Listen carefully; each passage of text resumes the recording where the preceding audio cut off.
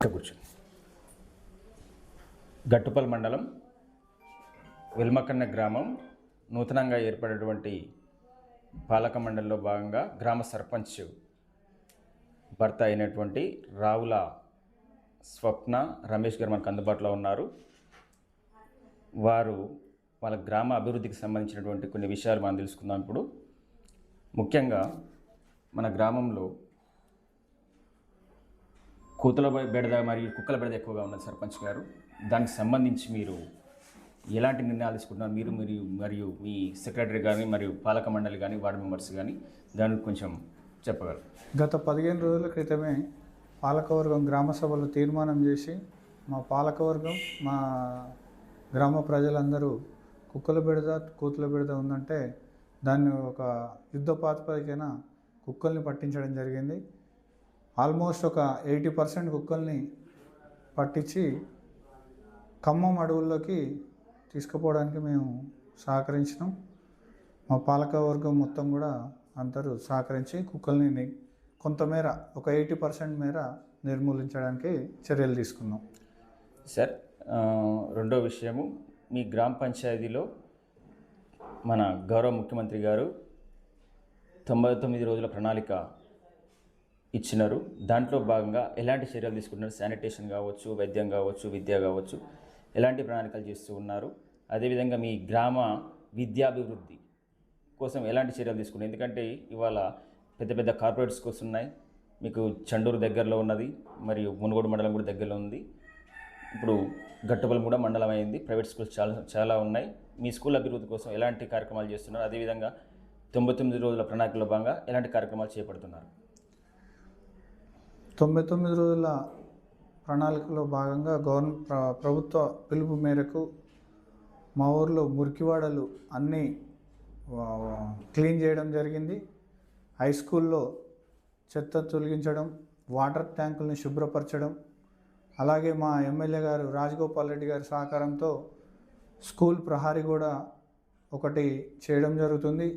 Vivo building ఒకటి ఈ 99 రోజుల ప్రణాళికలో భాగంగానే ఓపెన్ చేయడం జరిగింది. 10 లక్షల రూపాయలు మాకు కేటాయించడం జరిగింది రాజగోపాల్ రెడ్డి సార్ గారు. అలాగే మంచినీటి కొరత కూడా తీర్చేందుకు మాకు ఒక బోరు వేయించి గ్రామ నీటి అవసరాలను కూడా తీర్చేందుకు మాకు సహకరించారు. ఈ తరపున మా ఎమ్మెల్యే గారికి ప్రత్యేకమైన వెల్మకన్న నుండి ప్రత్యేకమైన ధన్యవాదాలు తెలియజేసుకుంటున్నాం. సార్, మీది పెద్ద గ్రామ పంచాయతీ మరియు ఎక్కువ రెవెన్యూ గ్రామం. ఇది ధరణి నుంచి మన రేవంత్ రెడ్డి గారు ముఖ్యమంత్రి గారు భూభారతి తీసుకొచ్చిండు.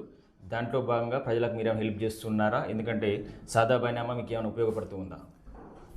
గతంలో సాదా బైనామాలను బంద్ చేయడం ద్వారా చాలా ఇబ్బందులు పల్లెటూర్లలో, ఊర్లలో, మా ఊర్లతో పాటు అన్ని ఊర్లలో తెలంగాణ మొత్తం చాలా ఇబ్బందులు ఎదుర్కొన్నారు.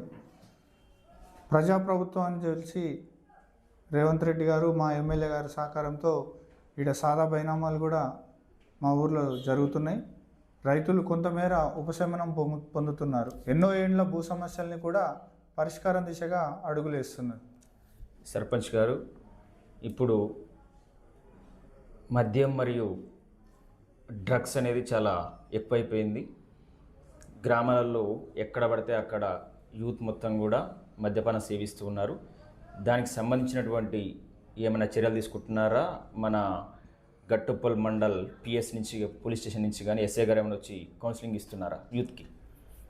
ఎస్ఐ గారు కన్నా ముందు మా ఎమ్మెల్యే పిలుపు మేరకు బెల్ట్ షాపుల నియోజకవర్గంలో బెల్ట్ షాపుల నిర్మూలన కోసం మా ఎమ్మెల్యే గారి పిలుపు మేరకు నియోజకవర్గంలోనే మా గ్రామం ఫస్ట్ తీర్మానం చేసి దాని మీద అవగాహన ర్యాలీని తీసి మా ఎమ్మెల్యే గారు అడుగుజాడల్లో నడుస్తూ మా యువత కూడా బెల్ట్ షాపులని నిర్మూలించడానికి కంకణం కట్టుకుంది. వెల్మకన్నె గ్రామం తరఫున ఫస్ట్ ప్రోగ్రాం సార్ పిలుపు మేరకు ఫస్ట్ ప్రోగ్రాం మా వెల్మకన్నెలనే చేసాం, అవగాహన ర్యాలీ.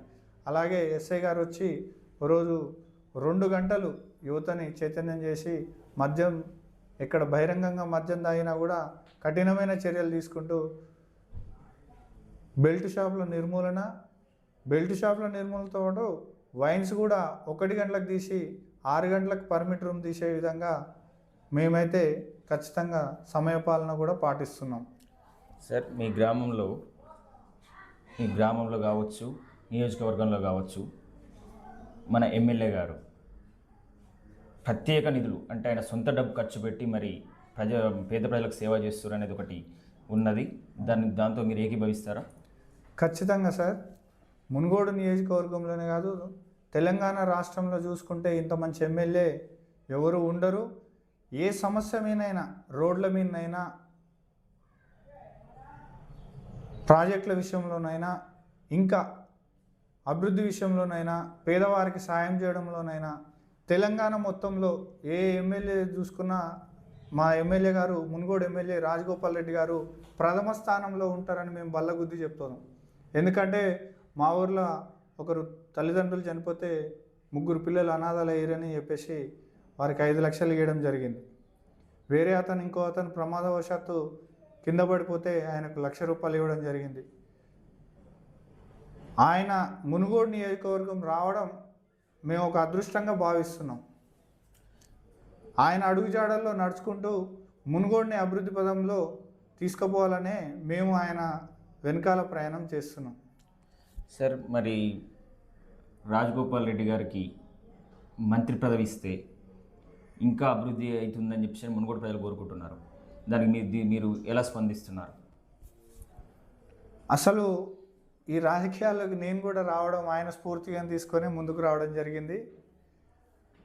ఎమ్మెల్యేగా మాకు మునుగోడు నియోజకవర్గంలో రాజగోపాల్ రెడ్డి సార్ ఉన్నారనే మేము రాజకీయాలలోకి వచ్చి ఈ నియోజకవర్గాన్ని ఆయన ఎంత డెవలప్ చేస్తాడో ఆయనతో సార్తో పాటు మేము కూడా వెల్మకనని మా సొంత గ్రామాన్ని అభివృద్ధి పదంలో నడపాలని అనుకుంటున్నాం. ఖచ్చితంగా మొదటి విడతల్లోనే ఎమ్మెల్యే రాజగోపాల్ రెడ్డి గారికి మంత్రి పదవి ఇచ్చేది ఉండే. ప్రతి విషయంలో క్షుణ్ణంగా పరిశీలించిన తర్వాతనే మా సార్ మాట్లాడతాడు.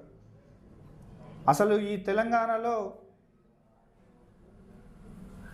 18 ఫీట్ల రోడ్లు చేయాలనే ఆలోచన మొదట వచ్చిందే ఆయనకి. ఈ ఏ నియోజకవర్గంలో లేదు. ప్రతి పల్లెకు అంటే అప్పుడు పాత రోడ్లు వేసిన రోడ్లే ఉన్నాయి.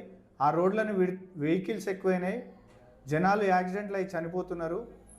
వెడల్పు పెంచితేనే బాగుంటుందని చెప్పేసి రోడ్ల వెడల్పుకు ఆర్ఎండ్బి పంచాయతీరాజ్ సీతక్క గారితో మాట్లాడి రోడ్ల వెడల్పు కార్యక్రమాన్ని తీసుకున్నారు.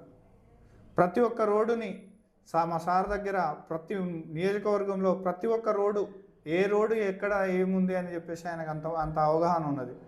నియోజకవర్గం అభివృద్ధి లక్ష్యంగా పనిచేస్తున్నారు. అట్లాంటి వ్యక్తి మంత్రి కాదు, ముఖ్యమంత్రి అయినా తక్కువే అని నేను కోరుకుంటున్నాను.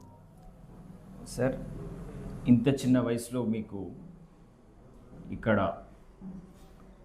వెల్మకన్య ప్రజలు పెద్ద గ్రామ పంచాయతీది అయినా కూడా ఇంత చిన్న వయసులో అవకాశం ఇచ్చారు సర్పంచ్గా మీ భార్య గారికి. మీరు వాళ్ళకు ఎలాంటి సందేశం ఇవ్వాలనుకుంటున్నారు మీ గ్రామ ప్రజలకు? ఇంత మంచి అవకాశాన్ని ఇచ్చిన మా వెల్మకన్నే గ్రామ ప్రజలకు, ఓటర్లకు, యువకులకి నేను జన్మ రుణపడి ఉంటాను. ఎందుకంటే నాకు అతి చిన్న వయసులోనే మా గ్రామ పంచాయతీ ఏర్పడి 60 ఏళ్ళైనా కూడా ఇంత పెద్ద మెజార్టీ 457 ఓట్ల మెజార్టీ ఇచ్చి మా గ్రామాన్ని అభివృద్ధి దిశగా నడపాలని మమ్మల్ని ఆశీర్వదించారు. మేము కూడా అదేవిధంగా మా మీద ఉంచిన నమ్మకాన్ని నిలబెట్టుకోవాలని ఖచ్చితంగా ఆ ప్రయత్నం దిశగా అడుగులేస్తున్నాం. ప్రతి చిన్న విషయం ఎనీ టైం ఎప్పుడైనా సరే నాకు తెలియగానే ఆ సమస్యను పరిష్కరించడానికి ప్రయత్నిస్తూ, ఇంకేమైనా నిధుల కోసం అంటే మా ఎమ్మెల్యే గారిని సంప్రదించుకుంటూ మా గ్రామాన్ని అభివృద్ధి పదంలో నడవాలని కోరుకుంటున్నాను. థ్యాంక్ యూ సార్, చాలా చక్కని సందేశం ఇచ్చారు. Thank you Telugu TV channel.